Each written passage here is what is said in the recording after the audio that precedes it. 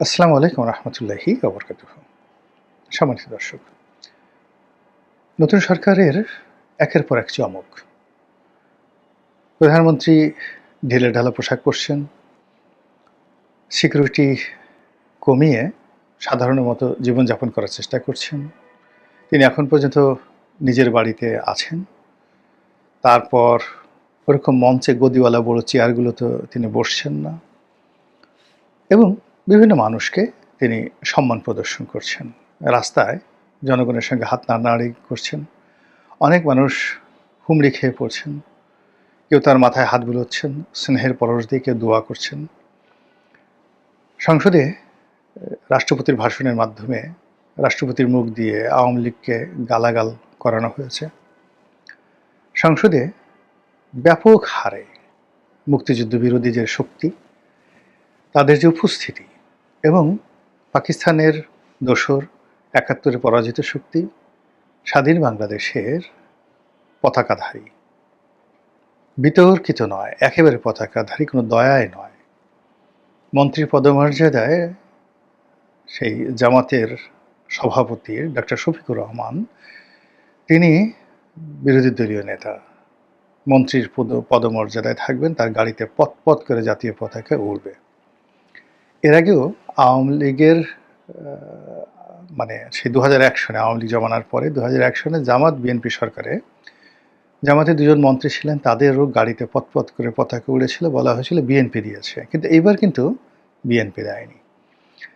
এবার জামাত তার আপন শক্তিতে, আপন কৌশলে তাদের গাড়িতে তারা পতাকা লাগিয়ে ফেলেছে এবং স্বাধীন বাংলাদেশের সংসদে তারা প্রধান বিরোধী দল এবং ওই সংসদে দাঁড়িয়ে তারা শোক প্রস্তাবে ৭১-এর মহান মুক্তিযুদ্ধের বিরোধিতা করা এবং যুদ্ধাপরাধের দায়ে যারা সাজা প্রাপ্ত হয়েছেন, যাদেরকে মৃত্যুদণ্ড দেয়া হয়েছে, তাদের ব্যাপারে শোক প্রস্তাব সংসদে উত্থাপন করা হয়েছে এবং বিএনপিকে সেটা সানন্দে গ্রহণ করতে হয়েছে।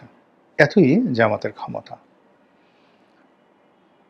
আমরা যারা বাইরে আছি, সরকারের বাইরে আছি, আমরা যেভাবে সরকারকে দেখি, সরকারের ভিতরে থেকে আসলে সেভাবে দেখা সম্ভব নয়। আমরা যেটা দেখছি যে সরকার বর্তমানে স্বয়ং প্রধানমন্ত্রী জামাতের এজেন্ডাগুলো বাস্তবায়ন করার চেষ্টা করছেন। জামাত যে ইসলামাইজেশনের কথা বলছে, সেই ইসলামাইজেশনের চাইতেও আরও কড়া ইসলামাইজেশন করার জন্য তারা চেষ্টা করে যাচ্ছে। তারাও ইসলাম প্রতিষ্ঠার জন্য জামাত বিরোধী যে আলেম ওলামা রয়েছে, তাদেরকে কাছে টেনে নিয়ে জামাতের জন্য একটা চ্যালেঞ্জ ছুঁড়ে দেওয়ার জন্য যে চেষ্টা তদবির করছে, আলটিমেটলি জামাত যে তালেবানি রাষ্ট্র করতে চাচ্ছিল, সেটা বিএনপির হাত দিয়ে প্রতিষ্ঠিত হয়ে যেতে পারে। আর সেক্ষেত্রে বিএনপিকে একটা টুকা মেরে ফেলে দিতে জামাতের ১ মিনিট সময় লাগবে না যদি সেই কাজটি হয়ে যায়। এনিওয়ে, এই যে সরকারের যে মনসুন চলছে, মৌসুমি সময় চলছে, বা সরকারের যে বসন্ত চলছে, সরকারের যে হানিমুন পিরিয়ড চলছে, এই পিরিয়ড কিন্তু ঈদের পরে থাকবে না। ঈদের পরে অনেকগুলো সমস্যা দেখা দেবে সরকারের ভিতরে, সরকারের বাইরে, ক্ষমতাসীন রাজনৈতিক দল বিএনপি, তাদের ভেতরে বাইরে, এবং সরকার এবং এই দল নিয়ে আমাদের দেশের রাজনৈতিক দলগুলোর সমীকরণ টানাটানি, তার সঙ্গে সঙ্গে মন্ত্রিপরিষদের টানাটানি, ধাক্কাধাক্কি এবং আন্তর্জাতিক অঙ্গনে টানাটানি শুরু হয়ে যাবে। সেক্ষেত্রে এই যে এখন যে সকল চমক দেখানো হচ্ছে, যে সকল বিষয়ে প্রধানমন্ত্রীকে একেবারে লাইমলাইটে আনা হচ্ছে, যে কোনো কিছু নেই, সবার নজর কেবলমাত্র প্রধানমন্ত্রীর দিকে, কোনো মন্ত্রী নাই, কোনো স্পিকার নাই, নো বডি, নো পলিটিশিয়ান, সমস্ত নজর শুধুমাত্র জনাব তারেক রহমান সাহেবের দিকে। এই যে একটা ভাইব তোলা হচ্ছে, ঠিক এটার সঙ্গে যদি আপনি তুলনা করেন সাবেক শেখ হাসিনার জামানাতে, ঠিক এরকম ছিল। এরশাদ জামানাতে ধরেন রওশন এরশাদ এবং এরশাদ, তারপরে অন্যান্য মন্ত্রীদের মধ্যে মোটামুটি সেই ইমেজ শেয়ারিংয়ের একটা ব্যাপার ছিল, পাওয়ার শেয়ারিংয়ের একটা ব্যাপার ছিল, কালেকটিভ লিডারশিপের একটা ব্যাপার ছিল। কিন্তু শেখ হাসিনার জামানাতে, বিশেষ করে ২০১৪ সনের পরে অল কালেকটিভনেসটা শেষ হয়ে গিয়ে সমস্ত ক্ষমতা, দৃষ্টি, সব কিছু মোতাবজ্জহ হয়েছে শেখ হাসিনার দিকে। ঠিক সেম জিনিসটা হুবহু কপি করা হচ্ছে এখন তারেক রহমান সাহেবের ক্ষেত্রে। এখন এটা তারেক রহমান সাহেব বুঝে হোক, না বুঝে হোক, জেনে হোক, না জেনে হোক, পুরো সিস্টেমটা এরকম যে তিনি এটা এনজয় করছেন। অন্যদিকে দেখুন ৭৫-এর ১৫ই আগস্টে বঙ্গবন্ধুকে যে কারণে মারা হলো, তিনি বাকশাল প্রতিষ্ঠা করেছিলেন, একদলীয় শাসন, স্বৈরাচারী শাসন ব্যবস্থা প্রবর্তন করেছিলেন এবং প্রেসিডেন্সিয়াল ফর্ম অফ গভর্নমেন্টের মাধ্যমে যে প্রথম দফার একনায়কতন্ত্র, আবার দ্বিতীয় দফার একনায়কতন্ত্র হলো যে বাকশাল প্রতিষ্ঠার মাধ্যমে। তো সেক্ষেত্রে বাকশালের নেতা হিসেবে বঙ্গবন্ধুর হাতে যে একছত্র ক্ষমতা দেওয়া হয়েছিল হুবহু কোনো রকম কাটছাঁট ছাড়া, সেই ক্ষমতাটি কিন্তু জিয়াউর রহমান সাহেব ভোগ করেছিলেন। আবার ঠিক সেই ক্ষমতাটা এরশাদ সাহেব ভোগ করেছেন। আবার যখন আমরা সংসদীয় গণতন্ত্রে ফিরে এলাম, একই ক্ষমতা প্রধানমন্ত্রীর কার্যালয়ে চলে গিয়েছিল। তো প্রধানমন্ত্রীর কার্যালয়ে চলে যাওয়ার পরেও ২০০০ সেই ১০০ সন অবধি মোটামুটি এটা একটা ব্যালেন্সিং হতো, পাওয়ারের ব্যালেন্সিং হতো। আওয়ামী লীগের মধ্যে অনেক স্টার মন্ত্রী ছিলেন সেই ৯৬ থেকে ৯৬ থেকে ২০০১ পর্যন্ত। তখন স্বয়ং প্রধানমন্ত্রী চাইলেও অনেক কিছু মন্ত্রীরা করতেন না। আবার ধরুন ৯১ সনে থেকে আপনার ৯৬ পর্যন্ত অর্থমন্ত্রী সাইফুর রহমান থেকে শুরু করে আরও অনেক পাওয়ারফুল মন্ত্রী ছিলেন। বেগম জিয়া চাইলে, তারেক রহমান সাহেব তখনও রাজনীতি আসেনি, চাইলেও অনেক কিছু হতো না। একটা গতিতে পাওয়ার শেয়ারিং হতো। কিন্তু ২০০১ সনে এসে এটা প্রধানমন্ত্রীর কার্যালয়ের সঙ্গে কন্টেম্পোরারি হাওয়া ভবন দাঁড়িয়ে গেল। হাওয়া ভবন দাঁড়িয়ে গেল, তারপরে আবার হাওয়া ভবনের সঙ্গে কন্টেম্পোরারি আর একটা গ্রুপ দাঁড়িয়ে গেল। যে সকল বেয়ারা মন্ত্রী ছিলেন, যেমন সাইফুর রহমান কথা শুনতে চাইতেন না, তার অ্যাগেনস্টে সেই ইলিয়াস আলীকে দাঁড় করিয়ে দেওয়া হলো, উঠতে বসতে ভদ্রলোকের জীবন শেষ করে দেওয়া হলো স্থানীয়ভাবে। তো এই যে শুরু হলো, সেইটার কারণে বিএনপি তার দায় শোধ করতে হয়েছে একটা ১/১১-র মাধ্যমে। তো সেই দিক থেকে যখন আবার ১/১১ এলো, ১/১১ পরে শেখ হাসিনা এলেন, ঘটনার পরিবর্তন হয়নি। শেখ হাসিনা মোটামুটি ১৩-১৪ সন পর্যন্ত সেই অতীতের যে পাওয়ার শেয়ারিংটা সেটা ধীরে ধীরে কমিয়ে একটা সামঞ্জস্য পর্যায়ে রেখেছিলেন। কিন্তু ১৪-র পর থেকে তিনি আবার সেই একেবারে যে একছত্র ক্ষমতার মালিক হয়ে গেলেন, just like Ziaur Rahman, just like বঙ্গবন্ধুর বাকশালের মতো। ঠিক সেম জিনিসটি এখন তারেক রহমান সাহেবের এখানে চলে আসছে। এর ফলে কি হলো, তার দলের যে চেইন অফ কমান্ড, সেই চেইন অফ কমান্ড নিয়ে টানাটানি শুরু হয়ে গেছে। ১ মিনিট আগেও কেউ জানছে না সে মন্ত্রী হবে, কে স্পিকার হবে।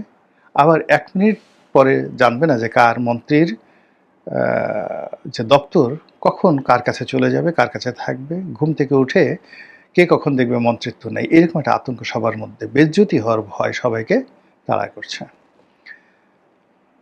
বিএনপির মধ্যে নবীনের একটি গ্রুপ, প্রবীণের একটা গ্রুপ দীর্ঘদিন ধরে আছে, সেটা এখন প্রকট। প্রবীণরা সবচেয়ে অবহেলিত, লাঞ্ছিত, অপমানিত। খন্দকার মোশাররফ, ডক্টর আব্দুল মঈন খান, তারপর মির্জা আব্বাসের মতো যারা লোকজন আছেন, তারা সবাই লাঞ্ছিত, অপমানিত, দিগ্ভ্রান্ত। তরুণদের মধ্যে যে গ্রুপ রয়েছে, তাদের মধ্যে যারা বেগম জিয়া পন্থী ছিলেন, তারা ভীষণ রকম সাইজড হয়ে আছেন। অন্যান্য যারা আছেন, যারা লন্ডনপন্থী ছিলেন, তারা খুব রাজার হালে আছেন। আবার এর মধ্যে সুপার নিউমারি বা সুপারসনিক যে পাওয়ার সম্পন্ন, যারা মোটামুটি লন্ডনে তারেক রহমান সাহেবের কাছাকাছি ছিলেন, তারা এখন সর্বময় ক্ষমতার অধিকারী। তো এই অবস্থা চলছে। আর যেহেতু সরকারের একটা হানিমুন পিরিয়ড, এই সময়টাতে ভারত প্রাণান্ত চেষ্টা করছে নতুন সরকারের সঙ্গে সম্পর্ক স্থাপন করার জন্য। চীনও চেষ্টা করছে। চীন তার ভাইস প্রেসিডেন্টকে পাঠাবেন। ভারত তার পররাষ্ট্রমন্ত্রীকে বেগম জিয়ার সেই যে ফিউনারাল যেটা হলো, মানে যেখানে জানাজা, সেখানে এসেছিলেন জয়শঙ্কর। আমেরিকাও মোটামুটি বর্তমান সরকারের সঙ্গে একটা কোঅপারেশন রাখার চেষ্টা করছে। রাশিয়াও সম্পর্ক রাখার চেষ্টা করছে। ফলে এটা সরকারের জন্য একটা হানিমুন পিরিয়ড এবং দহরম মহরমের ভাব। কিন্তু এটা থাকবে না। এর কারণ হলো তারেক রহমান সাহেব একটা সিদ্ধান্ত নিতে হবে। ভারত কোনো অবস্থাতে চীনকে মেনে নেবে না, চীন কোনো অবস্থাতে ভারত মেনে নেবে না। শেখ হাসিনা যেটা পারেননি, এটা তারেক রহমান সাহেব যদি পারেন, অবশ্যই তাকে ধন্যবাদ দিতে হবে। কিন্তু সামনের দিনগুলোতে শেখ হাসিনার জমানাতে যে অর্থনৈতিক সমস্যা ছিল তার সাথে আরও 10 টাইমস সমস্যা রয়েছে। এই সমস্যাগুলো মাথায় নিয়ে কূটনৈতিক যে তৎপরতাগুলো রয়েছে সেগুলো তার পক্ষে মোকাবেলা করা সম্ভব না। এর বাইরে সরকারের মধ্যে গুপ্ত শিবির আছে, প্রশাসনের মধ্যে আছে, দলের মধ্যে গুপ্ত শিবির আছে এবং আমরা বাইরে থেকে দেখতে পাই যে এই লোকগুলো শিবিরের। কিন্তু ক্ষমতার বলয়ের মধ্যে তারেক রহমান সাহেব দুর্ভাগ্যজনক হলেও সত্যি তার পক্ষে সম্ভব না। তার সবচেয়ে প্রিয় যে কাছের মানুষটি, সেটি যে জামাতের লোক, শিবিরের লোক, এটা অনুধাবন করা সম্ভব না। যদি সম্ভব হতো তাহলে আয়াতুল্লাহ আলী খামেনি মারা যেতেন না। তার দেহরক্ষী মোসাদের এজেন্ট ছিল, দেহরক্ষী। এবং তার জেনারেলদের মধ্যে এই যে আরজিসি, যে ইরানের যে আরজিসি, এর মধ্যে সবচেয়ে ইফেক্টিভ জেনারেল, আমার নামটা মনে আসছে না, তাকে মৃত্যুদণ্ড দেওয়া হয়েছে। খামেনির একদম কাছে, যিনি কথায় কথায় খামেনির কপালে চুমো দিতেন, হি ওয়াজ এ মোসাদ এজেন্ট। এবং যে বৈঠকে খামেনি যুক্ত ছিলেন সেই বৈঠকে তিনি থাকার কথা, কিন্তু বৈঠকের অল্প কিছুক্ষণ আগে তিনি